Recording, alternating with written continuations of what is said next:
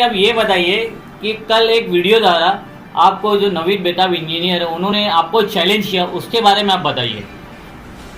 देखो, ऐसे तो हर कोई किसी को चैलेंज करना चाहता है। अगर कोई आदमी किसी को गलत लगता है तो वो सामने वाले को सही करने के लिए चैलेंज देता है, लेकिन इसका ये मतलब नहीं कि हर चैलेंज का हर कोई आदमी जवाब दे। क्योंकि ऐसे तो बहुत से लोग मोदी को भी चैलेंज करते हैं, ऐसे लोग तो महाराष्ट्र के सीएम को भी चैलेंज करते हैं, किसी को भी जहाँ पे जिसकी बात जो है नागवार गुजरती है तो उनको चैलेंज किया जाता है। तो इसका ये मतलब नहीं कि हर एक चैलेंज का जवाब दिया जाए।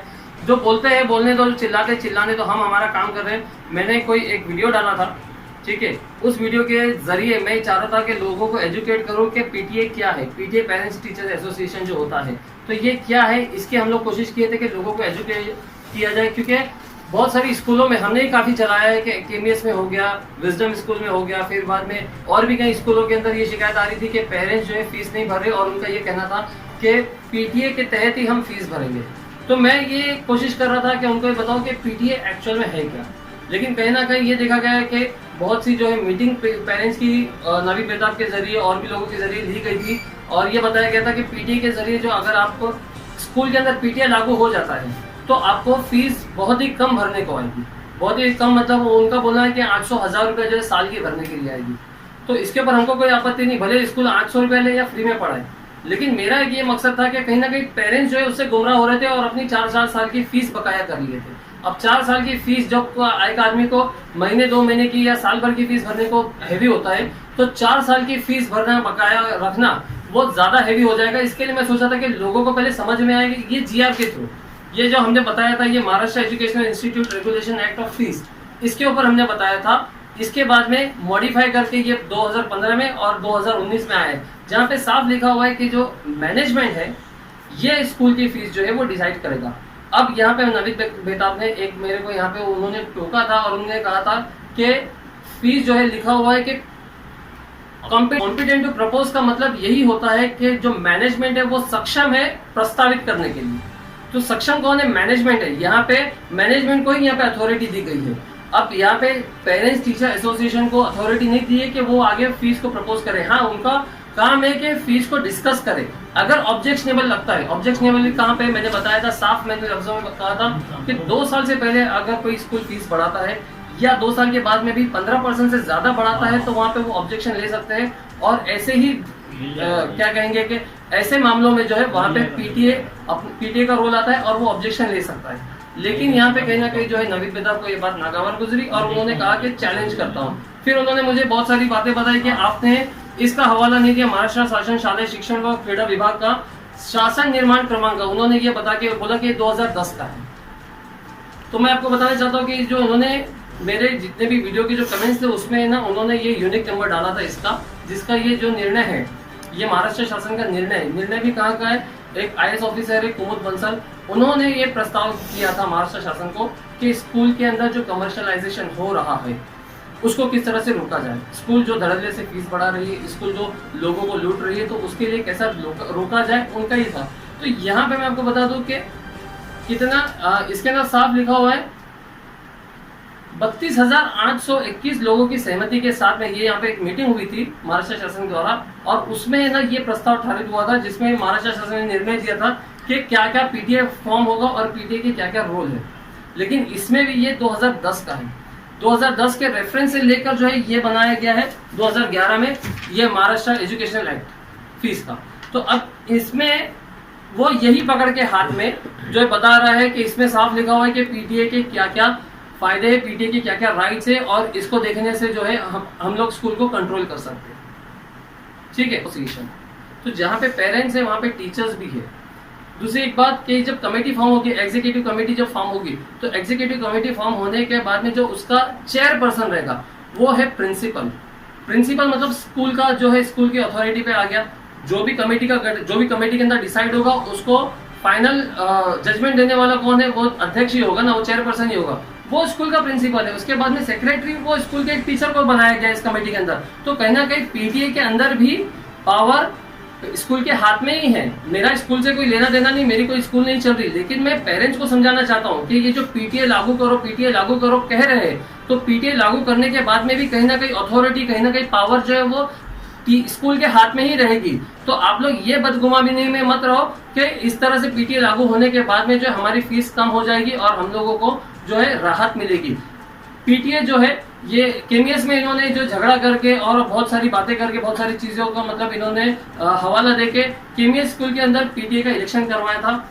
पीटीए के इलेक्शन होने के बाद में मैं ये जानना चाहता हूँ कि कितने लोगों ने जो है उसके बाद में फीस भरा। पीटीए का गठन तो हो गया केमीएस स्कूल में, उसके बाद में मैं जानना चाहता हूँ, बताओ नवीन बेताब कि कितने लोगों ने जो है यहाँ पे स्कूल का फीस भर दिया। जो 4 साल की बकाया थी आपकी खुद की, आपके बच्चे की जो है 4 साल की फीस बकाया केमीएस के अंदर मैंने मेरी आंख से देखा है।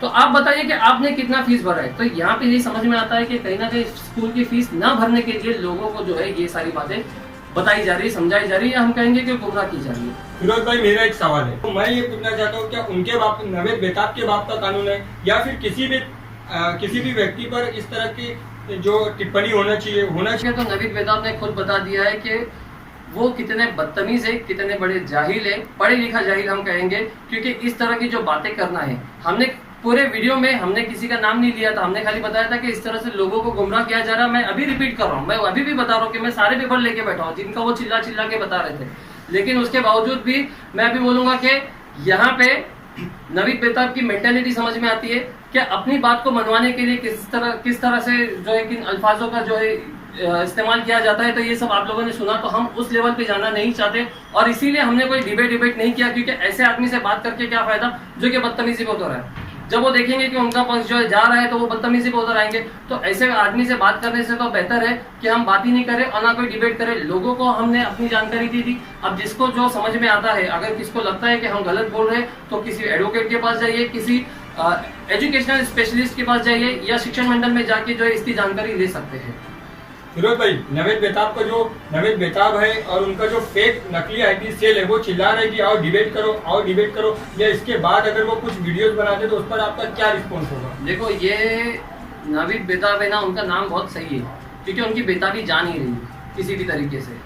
तो वो इतने बेताब है ना अपनी बातों को मनवाने के लिए, तो इसमें उनका पूरा आईटी सेल जो है, जो उनके साथ में जो कौन से लोग हैं बस जो ये चाह रहे हैं कि हमारी भी फीस माफ हो जाए, जिनको फीस भरना नहीं है बस वही लोग जो है उनके साथ में है। तो वो लोग ये चाह रहे हैं कि किसी तरह से हमारी फीस माफ हो जाए, तो वो उनका सपोर्ट करे, वो उनका आईटी सेल बन के बैठे। आप देखोगे तो हमारे जितने भी वीडियोस है, जितने नेगेटिव कमेंट है सेम आईडी से है और उनकी वीडियो पे जितने पॉजिटिव कमेंट है सेम आईडी से। मतलब ये समझ में आ रहा है कि कहीं ना कहीं जो है यहाँ पे उनका आईटी सेल काम कर रहा है। तो आगे भी ऐसे 10 वीडियो बनाने दो, उससे कोई फर्क नहीं पड़ता। इंशाल्लाह हम हमारी जनता को, हम हमारे जो व्यूवर्स है उनको सही बात पहुंचाने के लिए हम ये करेंगे। अगर जहाँ हमारे से गलती होती तो हम उसके लिए माफी मांगने के लिए भी तैयार है और हमने बहुत सारे वीडियोस में किया है जहाँ पे हमारे से जो मिस्टेक हुई, जहाँ पे चूक हुई। लेकिन कहीं ना कहीं ये बात जो आ रही है ये कौम के ऊपर नहीं, ये पूरे समाज के ऊपर आ रही है कि लोगों को किस तरह से गुमराह किया जा रहा है। फिरोज भाई एकदम खस्ता हालत में, उनकी पढ़ाई वगैरह का कुछ अप टू डेट नहीं है। इसके लिए मजबूर जो अपने प्राइवेट स्कूल में बच्चे को पढ़ने के डालते, लोगों का ये कहना है कि वहाँ पे फीस बहुत ज़्यादा है। तो इस फीस और उसके लिए ये जो नवीद बेताब ने जो चलाया है, तो उसके लिए आप क्या ये चीज़ जानना चाहेंगे, बताएंगे कि वो फीस ज़्यादा ले रहे हैं स्कूल वाले, इसके लिए लोगों ने ये काम करना चालू किया मिस गाइड? देखो कोई भी एक स्कूल की जो फीस होती है, ये इसके अंदर जो बताया गया है, ये महाराष्ट्र एजुकेशन इंस्टीट्यूट एक्ट, फी रेगुलेशन एक्ट, तो इसके हिसाब से जो स्कूल की फीस है प्राइवेट स्कूल की, वो होनी चाहिए स्कूल की लोकेशन, स्कूल का इंफ्रास्ट्रक्चर, स्कूल की जो फैसिलिटी है, स्कूल की जो एमिनिटीज है, वो बच्चों को क्या प्रोवाइड कर रही है, उसके हिसाब से एक स्कूल की बेसिक फीस तय होनी चाहिए। ठीक है। और जब कोई आदमी बच्चा जो एडमिशन लेता है स्कूल के अंदर, मतलब जो एक पेरेंट्स अपने बच्चे को डालता है, तो वो अपनी फीस, स्कूल की फीस देख के ही डालता है। अब रिलायंस की जो 2.5 लाख रुपए फीस है, तो आप वहां क्यों नहीं जाते, वहां जाके चिल्लाओ पीटीए। ऑलसेन में जो है 60,000 रुपए फीस है, आप वहां पे जाके चिल्लाओ पीटीए। नहीं, आपने जब यहाँ पे स्कूल में डाला है तो आपने स्कूल का बेसिक जो है स्ट्रक्चर, फीस स्ट्रक्चर देख के ही डाला होगा, आपने उसको एग्री किया है तभी डाला है ना आपने। अब मैं तो बोलता हूँ कि जितने भी पेरेंट्स वहाँ पे खड़े उसमें से एक भी जो है एडमिशन लेने के लिए कहीं भी ऑलसेन में या कहीं और नहीं गया होगा। क्यों नहीं गया होगा? क्योंकि उनको मालूम है कि हमारी कैपेसिटी है, हमारी जो लायकात है वो कहाँ है, तो इसके लिए वो हिसाब से वो लोग गए होंगे। ठीक है, मैं उसके ऊपर ये नहीं कर रहा, तंज नहीं कर रहा, लेकिन अब इसके बाद में ये चाह रहे हैं कि वो जो 10,000 रुपए जो आपने एग्री किया था वो भी कम हो गए, 1,000 और 800 रुपया हो जाए, तो ये कहीं ना कहीं जो है ये लोगों को मिसगाइड करने की ही बात है। और दूसरी बात ये है कि अगर आपको लगता है नवीद बेताब कि आप सही कर रहे हो और जिस तरह से आप बोल रहे हो उस तरह से फीस कम हो जाएगी, तो मेहरबानी करके आप एक स्कूल चालू करो और उसके अंदर पीटीए के मुताबिक सबसे पहले पीटीए गठन करो, उसके बाद में स्कूल चालू करो, और स्कूल चालू करने के बाद में उसी के मुताबिक आप जो है वहाँ पे फीस रखो। और जो टीचर्स है उनकी सैलरी भी फिर आप डिसाइड करो कि वो 800 रुपये जो बच्चा देगा साल का, तो उसके हिसाब से टीचर की क्या फीस होगी और टीचर की क्या सैलरी होगी, और उस सैलरी के ऊपर कौन सी क्वालिटी की टीचर्स आपको पढ़ाने के लिए आएगी आपके स्कूल में, ये सारी चीजें आप डिसाइड करो और एक मिसाल बनो। मैं तो कहूंगा कि भिवंडी के अंदर एक मिसाल बनो कि आप इतने कम खर्च में अगर कोई चलाते हैं, 4-5 साल अगर आपने स्कूल चला दी, तो डेफिनेटली आपको देखकर जो है एक पूरा रिवॉल्यूशन खड़ा होगा भिवंडी के अंदर, और लोग आपके साथ में जुड़ेंगे। बाकी की स्कूलों को भी इतनी फीस कम करनी पड़ेगी।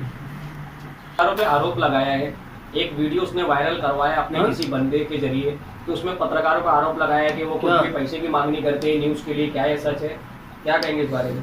नहीं, ये तो नवीद बेताब का एक व्यक्तिगत मामला है कि वो पत्रकारों को किस नजर से देखते हैं, और उस वीडियो के जरिए ही समझ में आ गया था कि उनकी नजर में कोई भी पत्रकार ठीक नहीं है, और इसीलिए फिर तुरंत इसके बाद में जो उन्होंने मेरे पर भी इस तरह का हमला किया और मेरे बाप के ऊपर उन्होंने अपने नाम निकाला, मतलब इस तरह की बातें की।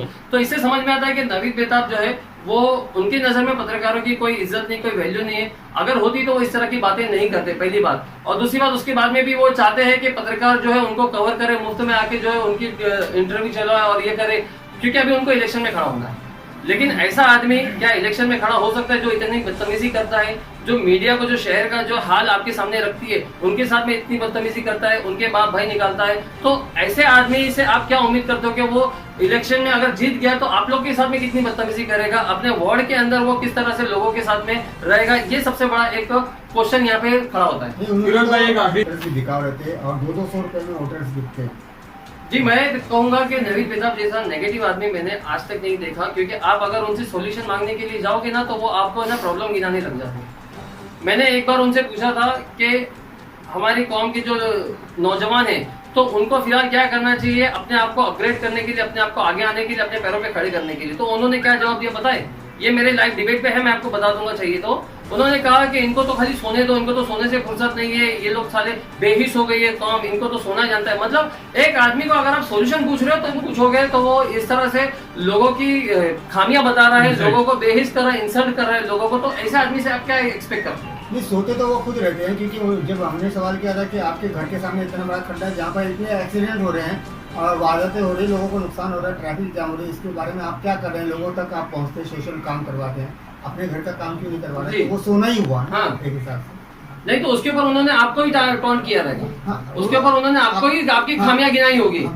हाँ, तो ये उनका वही तरीका, वही नेचर है। अगर उनको सॉल्यूशन पूछने के लिए जाए, देखिए ऐसे तो वो कोई हमारे इसमें इतने कोई मायने रखते नहीं है, तो इसके लिए उनको इतना डिस्कस करना कोई ज्यादा ये नहीं है। फिरोज भाई एक आखिरी सवाल, नवेद बेताब ने आपको जो चैलेंज किया डिबेट के लिए, तो आप वो करने वाले हो या इसके बाद अगर वो कोई चैलेंज करते हैं तो उसका आप जवाब देने वाले हो? देखो, इसमें कोई डिबेट नहीं होगी, किसी तरह की डिबेट बनती भी नहीं है। उनके बोलने से थोड़ी ना हम डिबेट करने के लिए यहाँ पे बैठ जाएंगे। मैंने बोला ना कि गधे चिल्लाते हैं तो गधे के चिल्लाने से थोड़ी हम हमारा काम छोड़ देंगे या हम उनको जवाब देने को बैठ जाएंगे।